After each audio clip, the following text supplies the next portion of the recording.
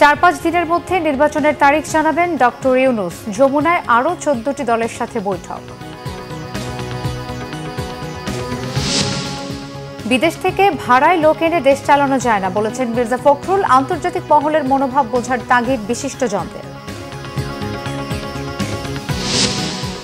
আগামী নির্বাচনে অস্ত্রের চেয়েও গুজব ও কৃত্রিম বুদ্ধিমত্তা নিয়ে শঙ্কিত সিইসি। জুলাই সনদ ছাড়া ভোটে আপত্তি এনসিপির।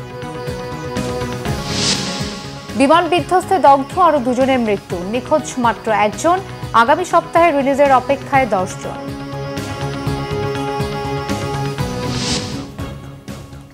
দেখছিলেন গ্রাউন্ড 7 সংবাদ শিরোনাম, এবারে বিস্তারিত। জাতীয় সংসদ নির্বাচনের সম্ভাব্য তারিখ 4 থেকে 5 দিনে প্রকাশ করবেন প্রধান উপদেষ্টা ডক্টর মোহাম্মদ ইউনূস। এমন তথ্য জানিয়েছেন জাতীয় পার্টির কাজী জাফর গ্রুপের চেয়ারম্যান মোস্তফা জামাল হায়দার। বিকেলে রাষ্ট্রীয় অতিথি ভবন যমুনায় প্রধান উপদেষ্টার সাথে মতবিনিময় করেন জাতীয় গণফ্রন্টের টিপু বিশ্বাস, Bangladesh জাসদের doctor Mushtaq Hossain, এনডিএম-এর Bobby Hajjaj, Basad, Khelafat Majlis, NPP, Zaker party এবং জমিয়তে উলামায়ে ইসলামের প্রতিনিধিরা। নির্বাচন সংস্কার ঐকমত্য কমিশন ছাড়াও দেশের আইনশৃঙ্খলা পরিস্থিতি নিয়ে নিজেদের মতামত তুলে ধরেন রাজনৈতিক দলের নেতারা। এ সময় জাতীয় পার্টির মোস্তফা জামাল হায়দার সাংবাদিকদের নির্বাচনের তারিখ ঘোষণার কথা জানান। আমি মনে করি আজকের আমাদের আলোচনার সবচেয়ে ফলপ্রসূ সাবজেক্ট হচ্ছে এইটা। উনি ওনার বক্তব্যে সুস্পষ্টভাবে বলেছেন এবং তিনি আশ্বাস দিয়েছেন আগামী 4-5 দিনের মধ্যে নির্বাচনের সুস্পষ্ট তারিখ সময় তিনি ঘোষণা করবেন। বিএনপি মহাসচিব মির্জা ফখরুল ইসলাম আলমগীর বলেছেন, বিএনপি নিম্নকক্ষ নির্বাচনের সংখ্যানুপাতিক বা পিআর পদ্ধতি চায় না।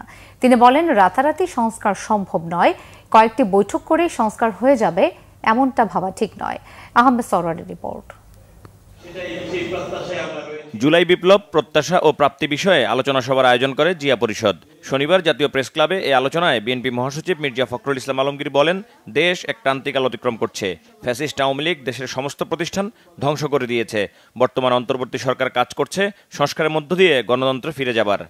কিছু কিছু রাজনৈতিক দল তারা বিভিন্ন রকম কথা বলতে শুরু করেছে এবং যে বিষয়গুলোর সঙ্গে বাংলাদেশের কোনো সম্পর্ক নেই। যেমন আপনারা দেখুন, খুব জোর করে বলছে আনুপাতিক হারে যে আপনার পিআর পদ্ধতি নির্বাচন। আমাদের সাধারণ মানুষ তো বোঝেই না যা আনুপাতিক হারের নির্বাচনটা কি।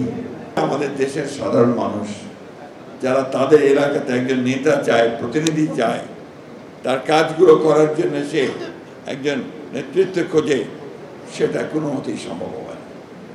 আমরা এই কারণেই বলেছি যে নিম্নকক্ষের যে পার্লামেন্ট, সেই পার্লামেন্টে আমরা আনুপাতিক হারে নির্বাচন কথা আমরা চিন্তা করি না। মির্জা ফখরুল বলেন, রাজনৈতিক দলগুলোর মূল লক্ষ্য হওয়া উচিত জনগণের কাছে চলে যাওয়া। অনেকে মনে করছেন যে কয়েকজন লোক সংস্কার যারা করছেন তারা কতগুলো বৈঠক করে আপনার সংস্কারের কত বিষয় নিয়ে এসে জনগণকে দিয়ে দিলেন আর সংস্কার হয়ে গেল। সেভাবে সংস্কার হয় না। সংস্কার হতে হবে একটা প্রক্রিয়ার মধ্য দিয়ে। জনগণের প্রতিনিধি আমরা নির্বাচন করতে গেলেই বলবো যে বিএনপি শুধু নির্বাচন চায়। নির্বাচন কেন চাই সেদিকে ভালো করে চিন্তা করুন, অবকাশই পায় না। নির্বাচন না হলে আমি প্রতিনিধি নির্বাচন করব কি করে? আর প্রতিনিধি নির্বাচন না হলে সে পার্লামেন্টে যাবে কি করে? আর পার্লামেন্টে না গেলে জনগণের শাসনটা প্রতিষ্ঠিত হবে কোত্থেকে? কয়েকজন ব্যক্তিকে দেশ বিদেশ থেকে ভাড়া করে নিয়ে এসে কি দেশ চালানো যায়? যায় না। এই যে সহজ সরল কথা, এই সহজ সরল কথাটা আমাদেরকে উপলব্ধি করতে হবে। এদিকে বিমান বিধ্বস্ত হয়ে নিহত মাইলস্টোন স্কুলের শিক্ষার্থী শহীদ আফনান ফাইয়াজের পরিবারের সাথে সাক্ষাৎ করেছেন বিএনপির সিনিয়র যুগ্ম মহাসচিব রুহুল কবির রিজভী। এই সময় তিনি দলের ভারপ্রাপ্ত চেয়ারম্যান তারেক রহমানের পক্ষ থেকে পরিবারের প্রতি সমবেদনা জানান। যারা অমূল্য সম্পদ হারিয়েছেন, সেই সম্পদ পৃথিবীর কেউ ফিরে দিতে পারে। আহমেদ সরওয়ার, বাংলা ভিশন, ঢাকা। অর্থ উপদেষ্টা ডক্টর সালেউদ্দিন আহমেদ বলেছেন, রাজনৈতিক বন্দোবস্ত ছাড়া রাষ্ট্র গঠন ও অর্থনৈতিক উন্নয়ন সম্ভব নয়। আর বিশিষ্টজনরা বলছেন, সংস্কারের ক্ষেত্রে আন্তর্জাতিক সম্প্রদায়ের ভাবনাটা বুঝতে ব্যর্থ হলে আগামীর বাংলাদেশ বাস্তবে রূপ দেয়া কঠিন হবে। অন্যদিকে বিএনপি মহাসচিব মির্জা ফখরুল ইসলাম আলমগীর বলেছেন, নির্বাচনের মাধ্যমে গণতান্ত্রিক প্রক্রিয়ায় ফিরে যেতে বিলম্ব হওয়া সঠিক নয়। রাজধানীতে বই প্রকাশ ও আলোচনা অনুষ্ঠানে তারা এসব কথা বলেন। গেল আওয়ামী শাসনের সময় বিশ্লেষণ করে অর্থনীতিবিদ হোসেন জিলুরের লেখা অর্থনীতি, শাসন ও ক্ষমতা যাপিত জীবনের আলেখ্য বইয়ের মোড়ক মোচন হয় রাজধানীর সিডাপ মিলনায়তনে। আলোচনায় বক্তারা বলেন, নানা কারসাজিতে রাষ্ট্রকে সবসময় দখল করে রাখা হয়েছে। বলেন, গণ অভ্যুত্থানের মধ্য দিয়ে যে আকাঙ্ক্ষা তৈরি হয়েছে সেটি পূরণে ক্ষমতা ও জনগণের মধ্যে সমন্বয় ঘটাতে হবে।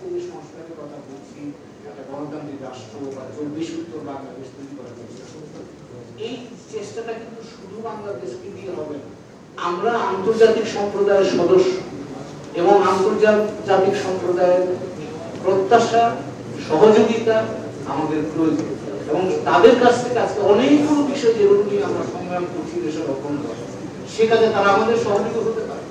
কিভাবে ক্ষমতাটা, প্রশাসনিক ক্ষমতা, এটা দুর্নীতিকে উস্কে দেয় কিংবা উৎসাহিত করে এবং তার ফলে অর্থনীতির যে ক্ষমতাটা, অর্থনীতি কার্যকরীভাবে তার দায়িত্ব পালন করার ক্ষমতাটা, সেটা কিভাবে ক্ষয় হয়ে গিয়েছে। আলোচনায় অংশ নিয়ে বিএনপি মহাসচিব মির্জা ফখরুল ইসলাম বলেন, গণ অভ্যুত্থানের মধ্য দিয়ে বাংলাদেশ বিনির্মাণের পথ তৈরি হয়েছে, তবে অবস্থার তেমন ইতিবাচক পরিবর্তন হয়নি। কথা বলেন সংস্কার প্রসঙ্গেও।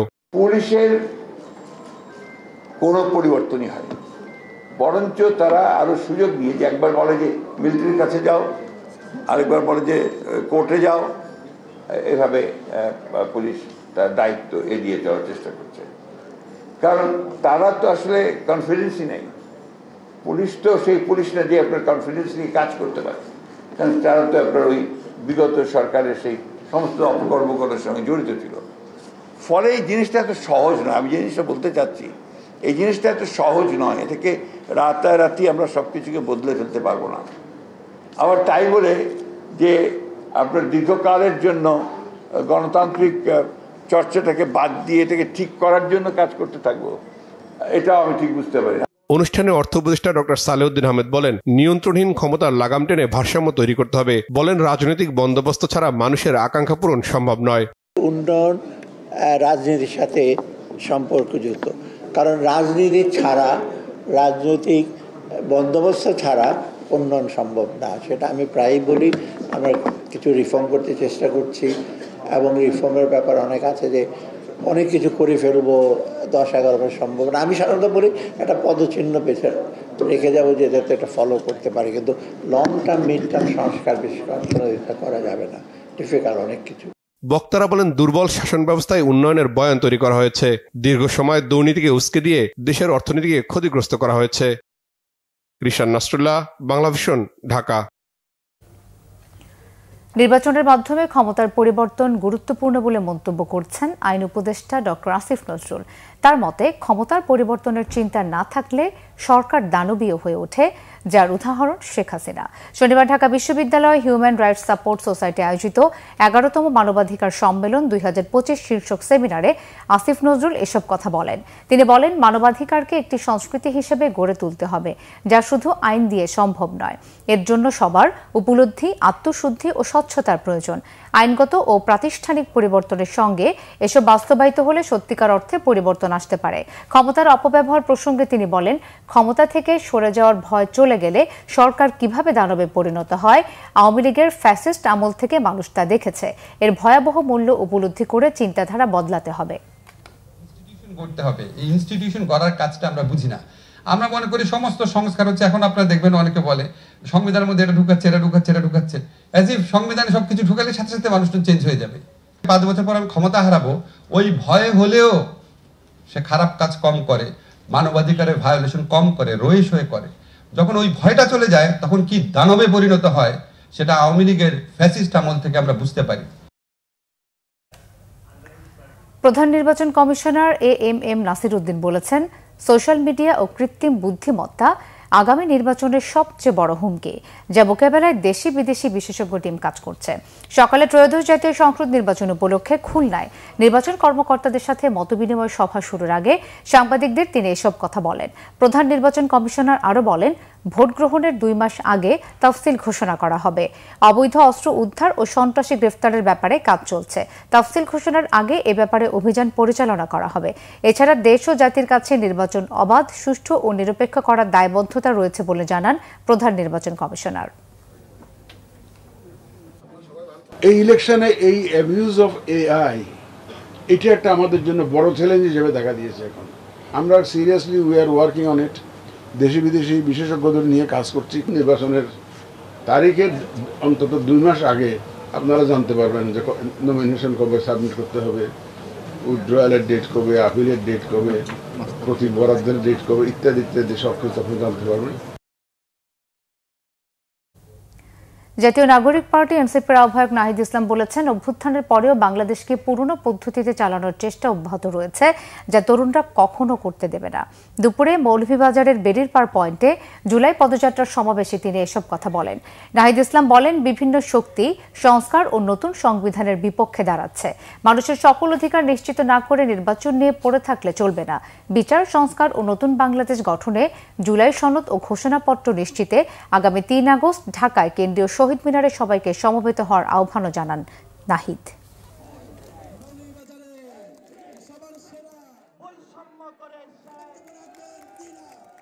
বাংলাদেশের যে ঐতিহাসিক লড়াই, 1947 সালের আজাদীর লড়াই, 1971-এর স্বাধীনতা সংগ্রাম এবং 24-এর গণ অভ্যুত্থানের স্বীকৃতি দেওয়া থাকবে এবং এই সংবিধানে সকল জাতি ধর্মে সকলের সমান অধিকার নিশ্চিত করা হবে।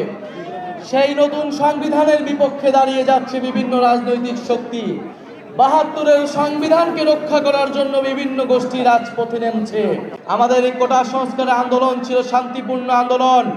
শেখ হাসিনার পুলিশ, ছাত্রলীগ, সন্ত্রাসী বাহিনী গুলি চালিয়ে বর্বরোচিত হামলা করে আমাদেরকে অভ্যুত্থানের দিকে নিয়ে যেতে বাধ্য করেছিল। জুলাই অভ্যুত্থানের এই দিনে ছাত্র জনতা আন্দোলনে নেতৃত্ব দেয়া 3 সমন্বয়ক নাহিদ ইসলাম, আসিফ মাহমুদ ও আবু বাকের মজুমদারকে তুলে নিয়ে যায় ডিবি পুলিশ। কারফিউ শিথিল করে অভ্যুত্থান দমাতে সারা দেশে ব্লক রেড শুরু করে ফ্যাসিবাদী সরকার। এদিকে বিবৃতি দিয়ে সরকারের ক্র্যাকডাউন বন্ধ করে ইন্টারনেট সচল করার আহ্বান জানায় জাতিসংঘ। রিপোর্ট করছেন ইমরুল কায়েস। সরাসরি ছাত্র জনতার বুকে গুলি করে হত্যা করেও যখন জুলাই গণঅভ্যুত্থান দমানো যাচ্ছিল না, তখন ভিন্ন পথ বেছে নেয় তৎকালীন ফ্যাসিবাদী সরকার। ছাত্র জনতার আন্দোলনের নেতৃত্বে থাকা শীর্ষ সমন্বয়কদের আটক করা হয়। সরকার গুম বাহিনীর হাত থেকে মুক্ত হয়ে রাজধানীর গণস্বাস্থ্য কেন্দ্রে চিকিৎসা নিচ্ছিল সমন্বয়ক নাহিদ ইসলাম ও আসিফ মাহমুদ। সেখান থেকে তাদের জোর করে তুলে নেয় ডিবি পুলিশ। সমন্বয়ক আবু বাকের মজুমদারকে আটক করে তারা। প্রথমে সরকারের তরফ থেকে কিছু না জানালেও বেশ কয়েক ঘন্টা পরে তাদের আটকের কথা স্বীকার করে তখনকার ডিবি প্রধান হারুনুর রশিদ।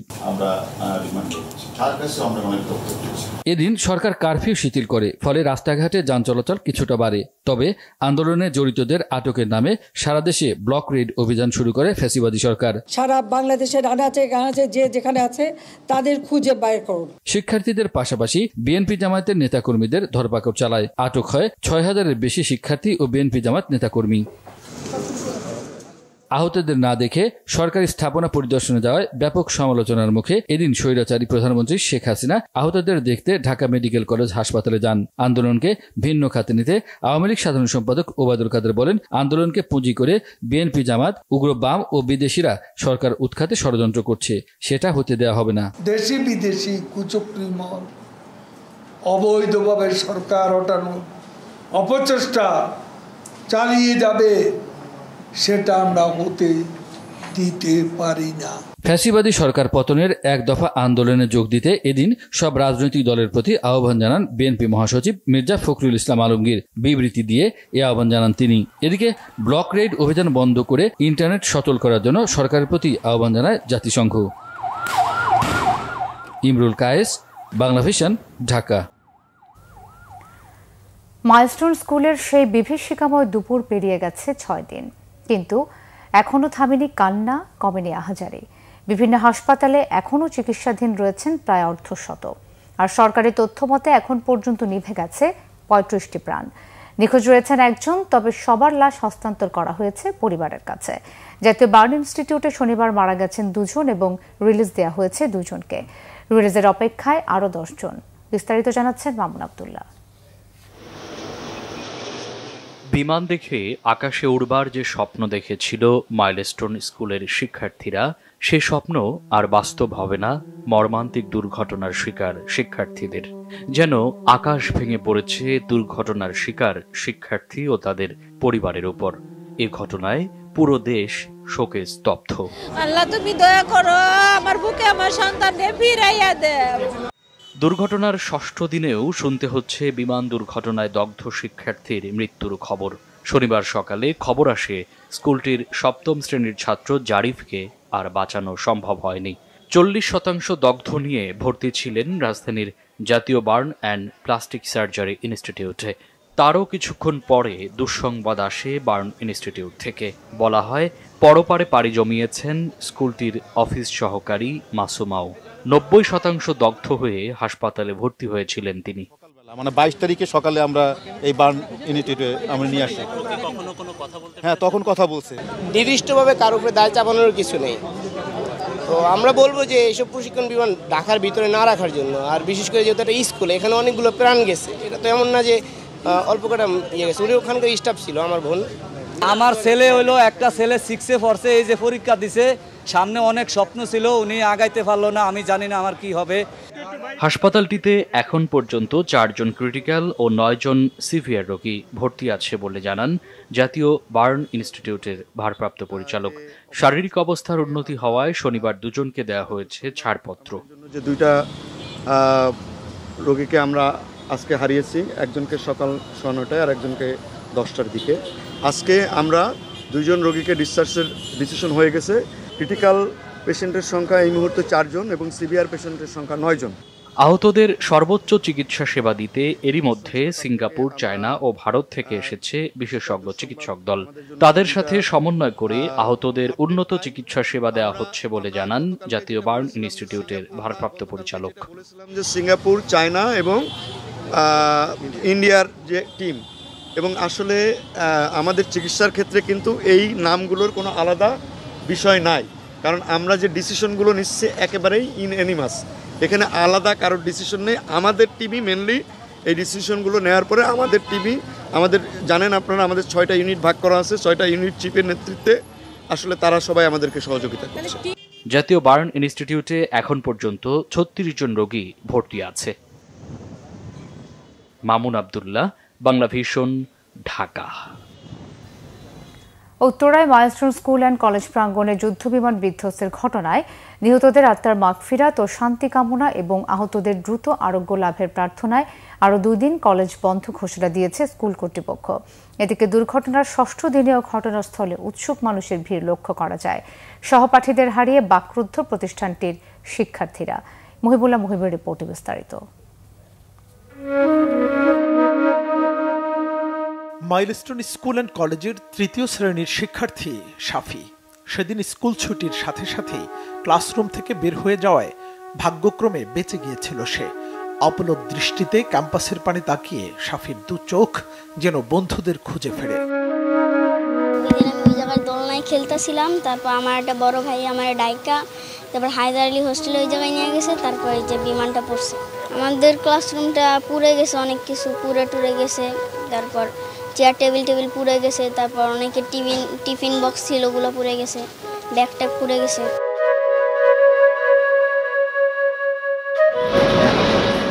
রানওয়ে সংলগ্ন ক্যাম্পাসের উপর দিয়ে খুব কাছ থেকে এখনো প্রতিনিয়ত ওঠানামা করে বিমান। আগে যে বিমান দেখতে হইহুল্লোড় পড়তো শিক্ষার্থীদের, আজ সেই বিমানের শব্দে আটকে ওঠে মাইলস্টোনের শিক্ষার্থীরা। চোখের সামনে বাঁচার জন্য সহপাঠীদের আকুতি যেন আজও কাঁদায় প্রতিটি মানুষকে। আমাদের মাথার উপর প্লেন ক্রস করলে আমরা ছবি নিতাম, আমরা খুশি হতাম, আমাদের ভালো লাগতো। আর এখন ক্রস করলে আমি কানে হাত দিই, আমার হাত পা কাঁপে। শুধু আমি না, আমার সব ফ্রেন্ডরা। আমাদের যখন কলেজটা ওপেন হবে, সেটা আজ হোক, কাল হোক, 2 মাস পর হোক, 3 মাস পর হোক, একদিন তো হবে।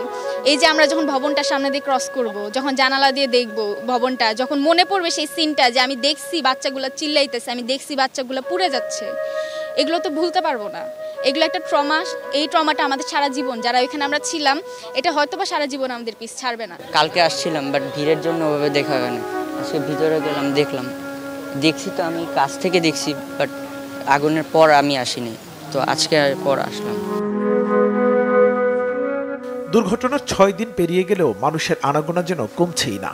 চোখের পলকে আকাশের তারা হয়ে যাওয়া ছোট্ট ফুলগুলো আর সুবাস ছড়াবে না স্কুল আঙিনায়। দূর দূরান্ত থেকে আসা উৎসুক মানুষের কৌতূহল দৃষ্টি আর প্রশ্ন, কবে ফিরবে আবার কোলাহল স্কুল ক্যাম্পাসে?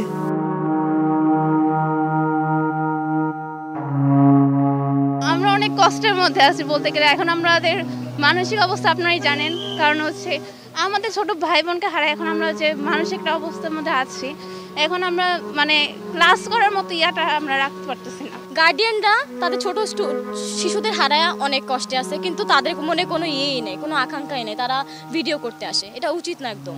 যখন স্কুল ছুটি হয়েছে তখন আমার কোচিং ছিল, আমি তাড়াতাড়ি ওরা নিয়ে এখান থেকে গেছি। আমরা গেট থেকে বাইরে আনার পরেই আর কি প্ল্যানটা ক্র্যাশ হয়েছে।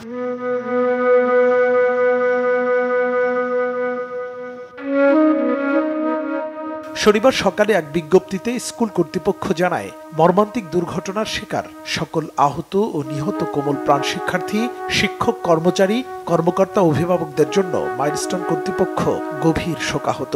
স্কুলের এই ক্ষত কাটিয়ে উঠতে আগামী আরও 2 দিন পাঠদান বন্ধ রাখার কথাও জানানো হয় বিজ্ঞপ্তিতে। মুহিবুল্লাহ মুহিব, বাংলা ভিশন, ঢাকা। মাইলস্টোনে বিমান দুর্ঘটনায় প্রতিষ্ঠানটির শিক্ষার্থী, আহত এবং নিহতদের পরিবারের সদস্যদের মানসিক স্বাস্থ্য ঝুঁকির আশঙ্কা বিশেষজ্ঞদের। তারা বলছেন, ট্রমা কাটিয়ে উঠতে প্রয়োজনে পেশাদার চিকিৎসকের পরামর্শ নিতে হবে। নাবিল জাহাঙ্গীরের রিপোর্ট, ক্যামেরায় লিটন খান। মাইলস্টোনের বিমান ট্র্যাজেডি, একসাথে এতগুলো শিশুর মৃত্যু ও আগুনে পুড়ে আহত হওয়ার ঘটনায় গোটা জাতি শোকাহত। তবে যারা এই ঘটনায় ক্ষতিগ্রস্ত, তাদের অভিজ্ঞতা অন্য সবার থেকে আলাদা। চোখের সামনে সহপাঠীকে আগুনে দগ্ধ হতে দেখেছেন কেউ, কেউ বা নিজের সন্তানকে, কেউ হয়তো নিজেই আটকা পড়েছিলেন সেই ভয়াবহ আগুনে, কেউ আবার হাসপাতাল থেকে হাসপাতালে ছুটে বেরিয়েছেন। এমন ভয়াবহ সব অভিজ্ঞতা চাইলেও মন থেকে মুছে ফেলা কঠিন। এই অবস্থায় আমাদের শিক্ষার্থীদের মানসিক স্বাস্থ্য, অভিভাবকের মানসিক স্বাস্থ্য খুবই নাজুক অবস্থায় আছে। শিশু মানেই তো পরিবারের বাবা মা, তাকে প্রথমত শক্তিটা অর্জন করতে হবে এবং তাকে যেন সে নিয়মিত রুটিন ওয়ার্কটার মধ্যে যদি সে তার ঘুম, দৈনন্দিন খাওয়া দাওয়া, মৌলিক চাহিদা পূরণের দিকে যদি আসতে পারে, নেতিবাচক নিউজগুলা পরিহার করা, তাকে ধীরে ধীরে হয়তো বন্ধুর কথা বলা, প্রতিষ্ঠানে আস্তে আস্তে যাইতে হবে। জাতীয় মানসিক স্বাস্থ্য ইনস্টিটিউটের পরিচালক জানালেন, এই ঘটনার ফলে মাইলস্টোনের শিক্ষার্থী, আহত ও নিহতদের পরিবারের সদস্যরা মানসিক স্বাস্থ্য ঝুঁকিতে আছেন। ট্রমা কাটিয়ে উঠতে প্রয়োজনে চিকিৎসকের শরণাপন্ন হওয়ার পরামর্শ এই বিশেষজ্ঞের।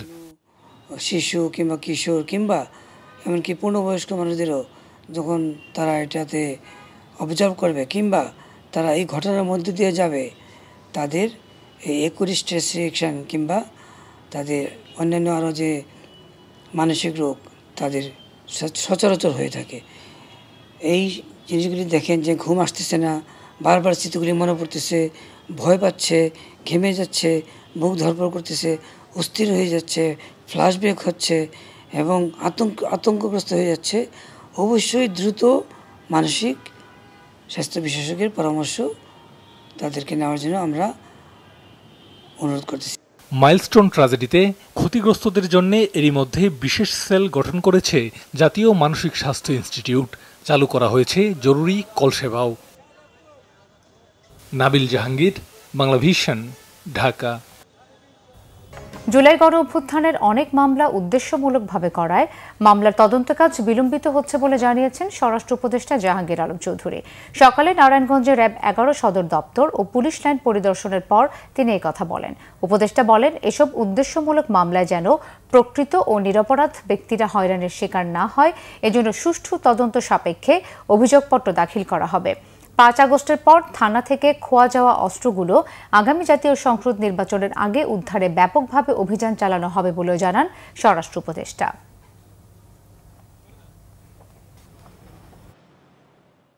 একটা হত্যা মামলায় হয়তো 20 জন আসামি হওয়া দরকার ছিল, আপনারা ওখানে 200 আসামি দিয়ে ফেলছে।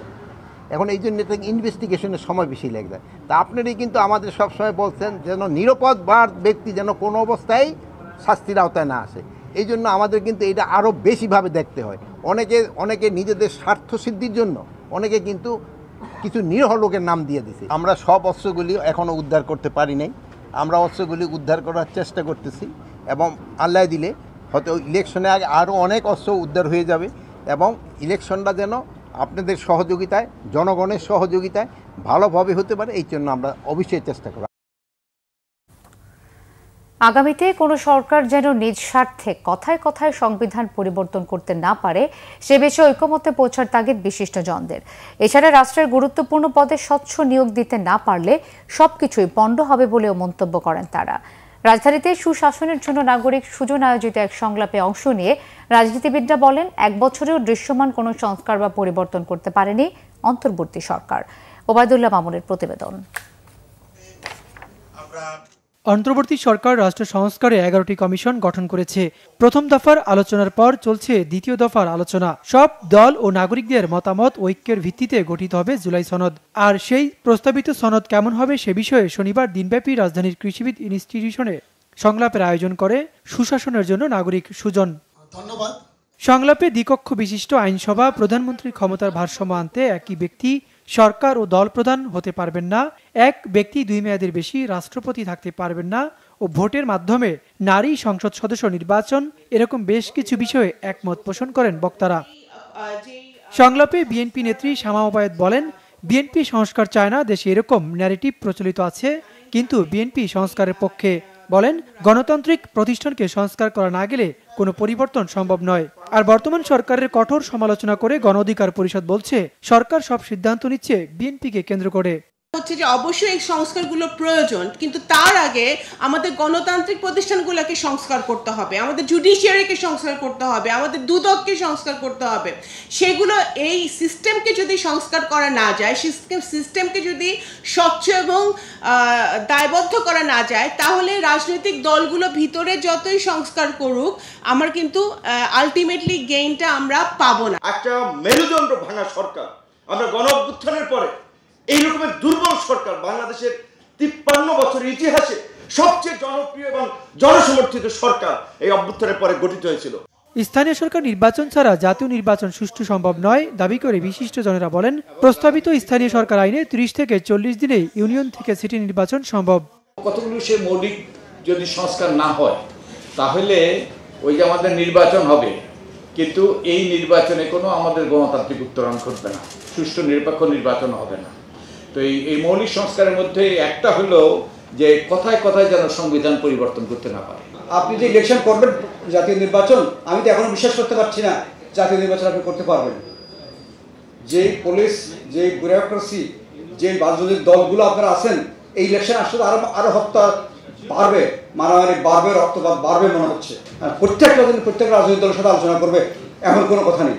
রাজনৈতিক দলগুলো আমাদের সবার ঠিকাদারি নিয়ে নেয় নাই। ওবায়দুল্লাহ মামুন, বাংলা ভিশন, ঢাকা। 1 বছরের অভিজ্ঞতায় দেশের অর্থনীতিতে অনেক সম্ভাবনাই দেখছেন বাণিজ্য, বেসামরিক বিমান পরিবহন ও পর্যটন উপদেষ্টা শেখ বশিরউদ্দিন।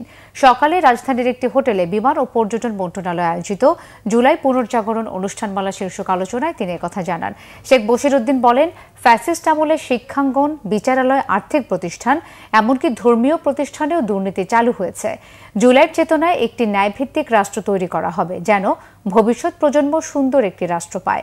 অর্থ খাতে শৃঙ্খলা ফিরে আসছে জানিয়ে বাণিজ্য উপদেষ্টা বলেন, দেশের অর্থনৈতিক ভবিষ্যৎ নিয়ে আশাবাদী তিনি।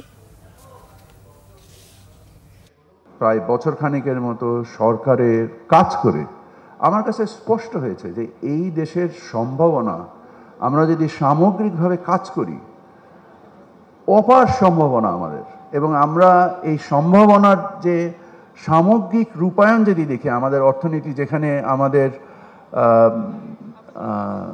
ফ্যাসিস্ট খুব স্পষ্ট উচ্চারণে বলেছিল যে মার্চ এপ্রিলে দুর্ভিক্ষ হবে, সেখানে এখন আমাদের যে ফাইন্যান্সিয়াল অ্যাকাউন্ট বা আমাদের যে চলতি হিসাব দেশের, দুই জায়গায় আমাদের এখন উদ্বৃত্ত তৈরি হয়েছে।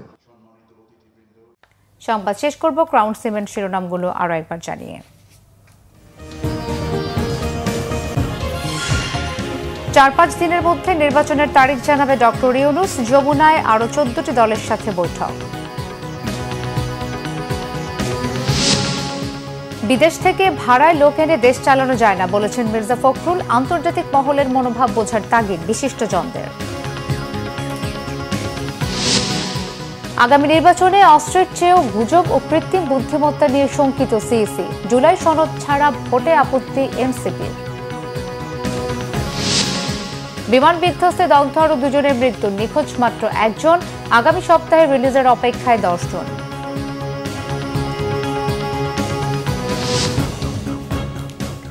এই ছিল এখনকার মতো। পরের সংবাদটা 10:30টায়, এর আগে 9টায় রয়েছে নিউজ 20। এছাড়া বাংলা ভিশন সংবাদ ও সংবাদ সংশ্লিষ্ট অনুষ্ঠান দেখতে ভিজিট করুন www.bvnews24.com ও facebook.com/banglavisionnews এবং সাবস্ক্রাইব করুন youtube.com/banglavisionnews। ধন্যবাদ।